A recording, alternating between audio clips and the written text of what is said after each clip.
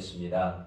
옛날 증기선이 한창일 때 한 청년이 영국에서 이 증기선을 타고 미국으로 가고 있었습니다.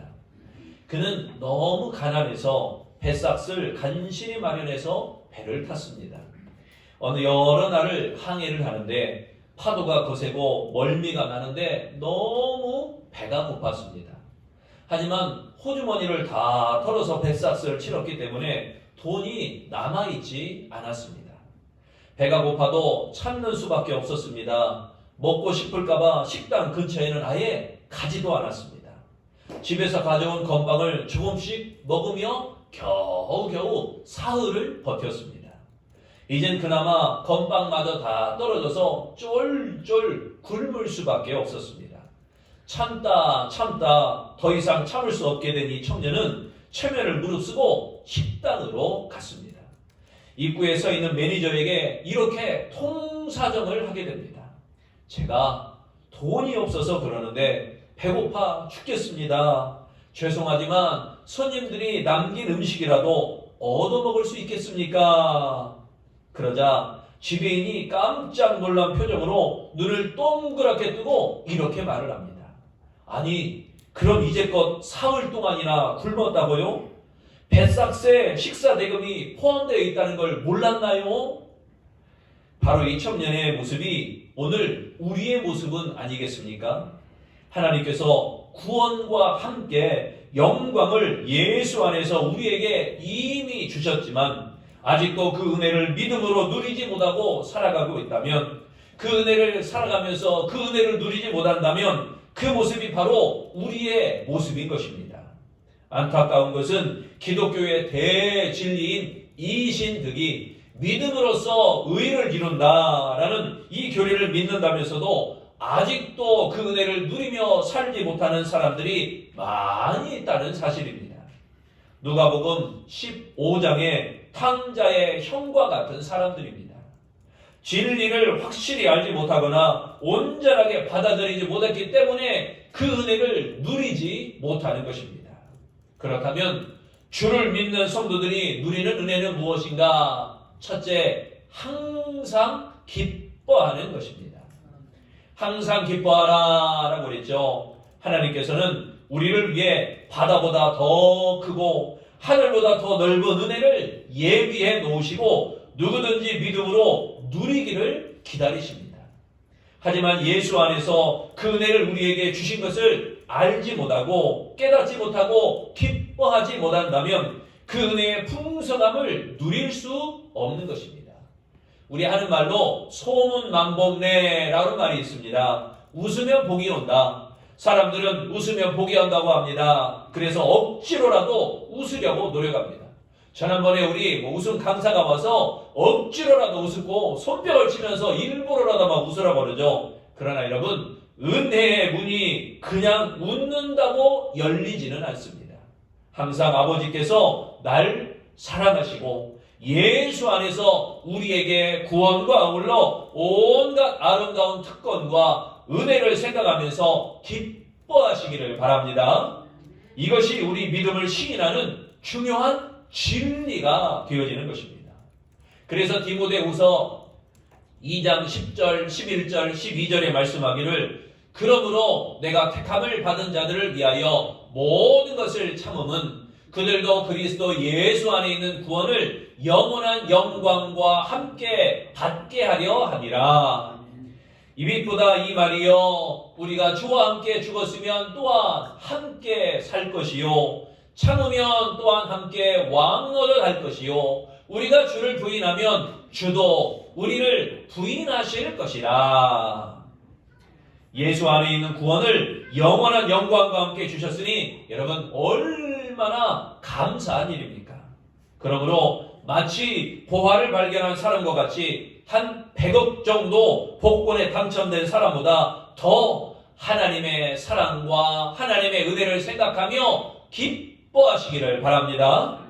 예수님께서 누구보다 나를 위해 죽으셨다. 이 사실입니다. 택함받은 주인공은 바로 나 자신입니다. 로마서 4장에 보면요, 아브라함이 100세나 되어 믿음이 약하여지지 아니하고 하나님의 약속을 의심하지 않고 믿음으로 견고하여져서 그 약속하신 것을 능히 이루실 줄로 확신하게 되었습니다. 그래서 하나님께서 그것을 의로 여기신 것입니다. 그러므로 믿을 정도가 아니라 날마다 기뻐하고 날마다 즐거워하고 날마다 찬양하는 우리 아름다운 성도, 복 있는 우리 안수 집사님들이 되시기를 축원합니다. 시편 50편 23절 말씀, 감사로 제사를 드리는 자가 나를 영화롭게 하나니 그 행위를 옳게 하는 자에게 내가 하나님의 구원을 보이리라. 할렐루야. 이것을 믿고 신앙으로 누리는 믿음의 비밀입니다. 이걸 몰라서 세상을 어둡게 살아왔어요. 그러나 예수 믿고 하나님의 자녀가 되었으니 항상 기뻐하시기를 바랍니다. 쉬지 말고 기뻐하시기를 바랍니다. 범사에 기뻐하시기를 바랍니다.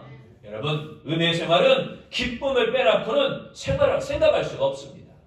은혜는 기쁨입니다. 항상 기뻐하라. 은혜로 말미암아 기뻐하시기를 축원합니다. 두 번째, 주를 믿는 성도들이 누리는 은혜는 쉬지 말고 기도하는 것입니다. 쉬지 말고 기도하라. 이 말씀은 엎드려만 있어야 된다는 그런 의미는 아닙니다. 마음으로 기도하고 시간을 정해놓고 충분히 기도하는 것을 의미하는 것입니다. 유대인들처럼 각자 기도하는 시간이 있어야 됩니다. 유대인들은 하루 3번씩 꼬박꼬박 기도했습니다. 그런데 그것이 얼마나 좋았으면 유대인들의 종교개혁같이 변화되어서 새로운 신앙으로 된 것이 이전의 율법의 시대가 아니라 복음의 시대로 된 것이 초대교회부터 시작됩니다. 예루살렘 마가다락방부터 시작하는 초대교회, 여기에서도 이 전통이 너무너무나 좋았기 때문에 이 초대교회도 하루 3번씩 시간을 정해놓고 하나님께 꼬박꼬박 기도하기를 쉬지 않았습니다. 이 전통은 우리가 꼭 본받아야 될 전통입니다. 기도 없이 은혜의 생활은 불가능합니다. 기도는 하나님을 만나는 것이고, 깊은 기도는 하나님을 더 깊이 은밀한 밀실에서 만나는 것입니다. 은혜의 차원이 다른 겁니다. 기도는 하늘문이 열리는 열쇠, 하늘문이 여는 복의 열쇠인 것입니다. 기도는 고난을 축복으로 만드는 최상의 역전타구이기도 합니다. 야구에서 지고 있어요. 그런데 기도에서 그것을 뒤집는 역사가 일어나는 게 기도의 능력인 것입니다. 또 기도는 호흡과도 같습니다. 야고보서의 행함이 없는 믿음은 무슨 믿음이라? 죽은 믿음이라 한 것과 같이 기도하지 않으면 그 심령은 죽은 거나 마찬가지라는 것입니다. 엘리야는 기도를 통해 하늘 문을 닫기도 하고 하늘 문을 열기도 하는 하나님 앞에 기도의 사람이었습니다. 다니엘은 기도를 통해 격변하는 세상을 승리하며 살아가는 존귀한 자가 되었습니다. 하나님께 봉사 잘해도 기도가 약하면 복을 누리지 못하지만 마귀가 내려오는 복을 막기 때문에 그 모든 것을 다 막아버릴 수밖에 없는 것입니다. 우리 주님은 마태복음 21장 22절에 너희가 기도할 때 무엇이든지 믿고 구하는 것은 다 받으리라 라고 하셨습니다. 또 마가복음 11장 24절에도 그러므로 내가 너희에게 말하노니 무엇이든지 기도하고 구하는 것은 받은 줄로 믿으라. 그리하면 너희에게 그대로 되리라. 할렐루야. 그러므로 여러분 의심하지 말고 견고한 믿음으로 기도하시기를 바랍니다. 조직적으로 교회를 음해하는 세력들이 많아서 그렇지 한국 교회는 세상에 알려진 것보다 세상 사람들의 손가락질하는 것보다 몇 배나 오히려 100배나 더 잘하고 있는 것입니다. 13년 전 충청도의 태안에 기름 유출 사고가 있었습니다. 해안을 덮었던 그 기름들, 그런데 사람들 대부분은 기독교인들이었습니다. 이 교회 저 교회마다 335 그들에게 버스를 제공한 것도 아니에요. 스스로 관광버스 대절해가지고 그 태안반도에까지 열심히 달려갑니다. 거기에 걸레달라고 한 적도 없어요. 손자 스스로 다 군진복 입고 또 마스크 쓰고 걸레 들고 가서 바위며 돌이며 바다며 다 일일이 닦았습니다. 여러분, 나라가 위기를 당해도 기독교인 말고 어느 누가 나서게 됩니까? 그러나 안타까운 것이 있습니다. 한국교회가 중대한 한 가지를 잃어버린 것입니다. 그것은 기도입니다. 봉사하고 헌신하고 다른 사람을 위해 살아가는 예사심, 미련, 예향심, 애국심 좋습니다. 그러나 우리 기독교에서 정체성이 흔들리면 안 됩니다. 기독교의 정체성은 기도입니다. 형식적인 기도는 많지만 하나님을 깊이 만나고 사탄을 물리치는 강한 전투적인 기도가 사라졌다는 게 안타까운 사실입니다. 따라서 시험이 찾아오고 성령의 능력이 사라지고 있다는 것, 이게 너무너무나 안타까운 일입니다. 아름다운 성도 여러분, 특별히 아름다운 교회 안수집사 여러분, 쉬지 말고 기도하시기를 바랍니다. 지금은 영적 전쟁의 시기입니다.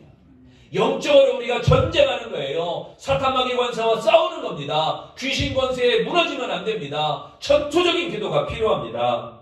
새벽 이슬 같은 주의 일꾼들이 일어나 교회를 위해서, 세상을 위해서 변화시키는 능력의 그리스도인 되시기를 축원합니다. 세 번째, 주를 믿는 성도들이 누리는 은혜는 범사에 감사하는 것입니다. 범사에 감사하라라는 말씀에는 모든 것이 우리를 위한 하나님의 섭리이시니 어려울 때에도 감사하라라는 의미가 깔려 있습니다.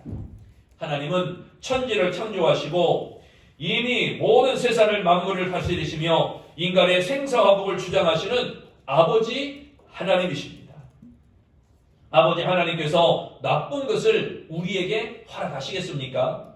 그래서 로마서 8장 28절에 보니까 우리가 알거니와 하나님을 사랑하는 자, 곧 그 뜻대로 부르심을 입은 자들에게는 모든 것이 합력하여 선을 이루느니라.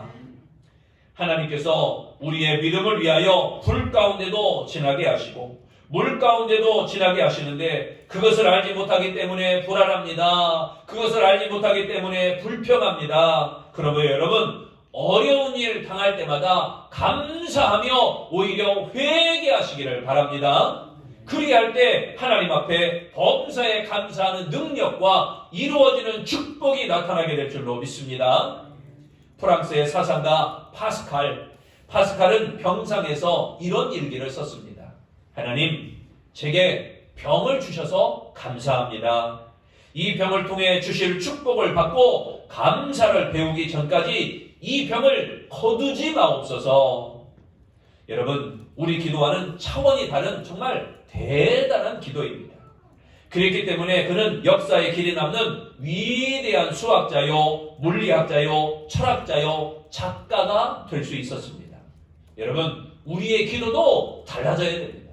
기도만 하면 이것 주세요, 저것 주세요, 맨날 달라고만 하는 그런 기도보다 우리의 기도는 수준을 좀 높여야 됩니다.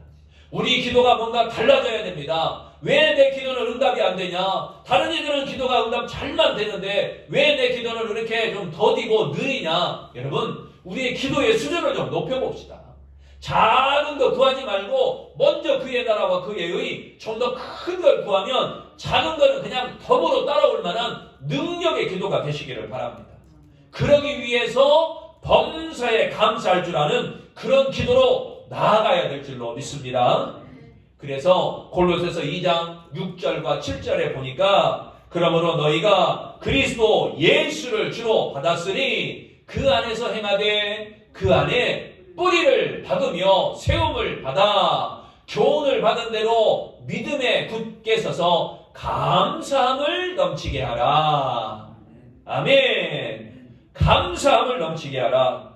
어느 성도 한 분이 11년 동안 날마다 울면서 기도한 제목이 하나 있었습니다.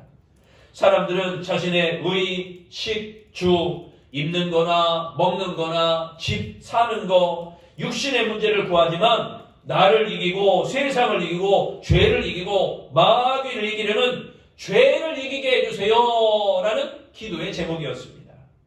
그의 마음이 얼마나 아름답습니까?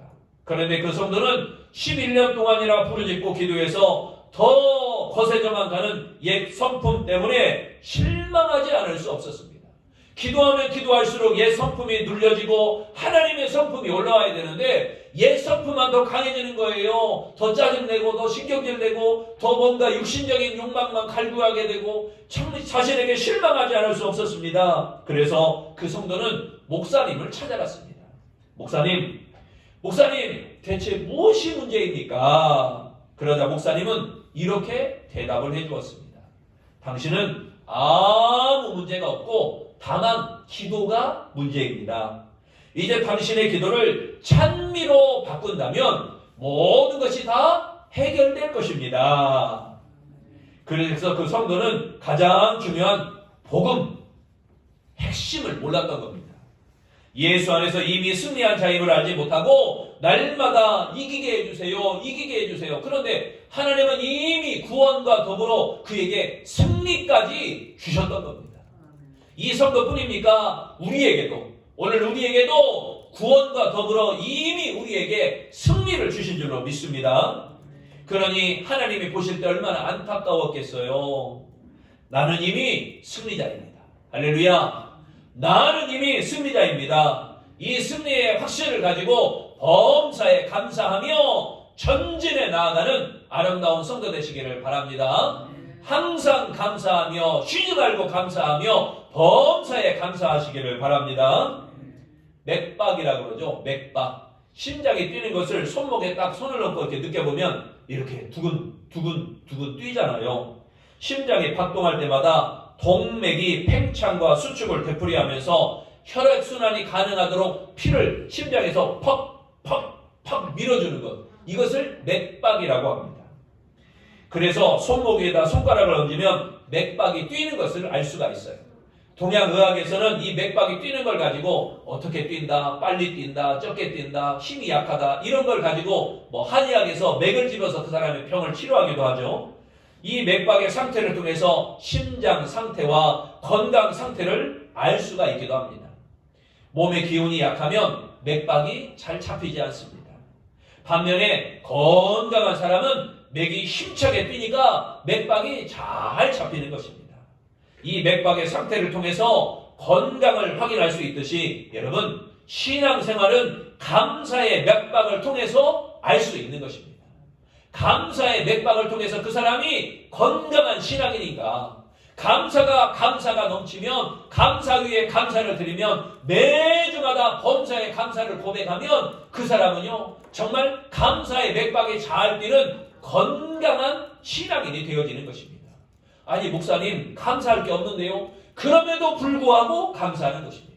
아니 내가 아무리 찾아봐도 나에게는 불평 불만만 있지 감사할 게 없어요. 그러나 그럼에도 불구하고 오히려 그리 아니하실지라도 감사하는 것입니다.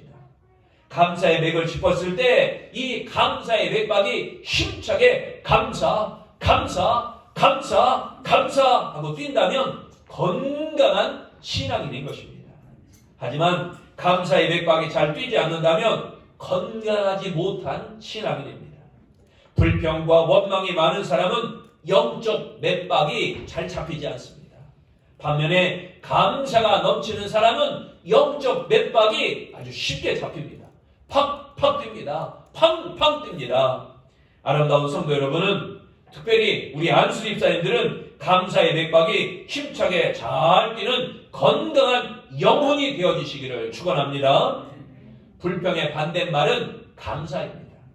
불평을 하면 할수록 삶의 무게가 무거워지고 불평을 하면 할수록 불평한 일들이 더 많아지게 됩니다. 그러나 감사는 하면 할수록 감사의 일들이 많아지며 삶의 무게가 가벼워지는 것이 감사의 특징입니다. 사랑하는 성도 여러분, 사랑하는 우리 안수 집사님 여러분, 하나님께서 우리 예수 안에서 우리에게 온갖 아름다운 것을 주셨습니다. 우리가 진정 그것을 믿는다면 오늘부터 그 믿음을 시인하는 마음으로 항상 기뻐하고 쉬지 말고 기도하고 범사에 감사하시기를 바랍니다. 항상 기뻐하고 항상 기도하고 항상 감사하시기를 바랍니다. 항상 기도하고 쉬지 말고 기도하고 범사에 기도하시기를 바랍니다. 항상 감사하고 쉬지 말고 감사하고 범사에 감사하시기를 바랍니다. 복음에 있어서 그 복음과 악과 복음으로 악과 싸우는 것입니다. 이것이 믿음의 표현이며 복을 누리는 비밀입니다. 그러므로 우리 모두 항상 기뻐하고 쉬지 말고 기도하고 범사에 감사하여 풍성하고 윤택하고 넘치는 은혜의 생활을 누리는 우리 아름다운 성도, 복 있는 우리 안수 집사님들이 되시기를 축원합니다.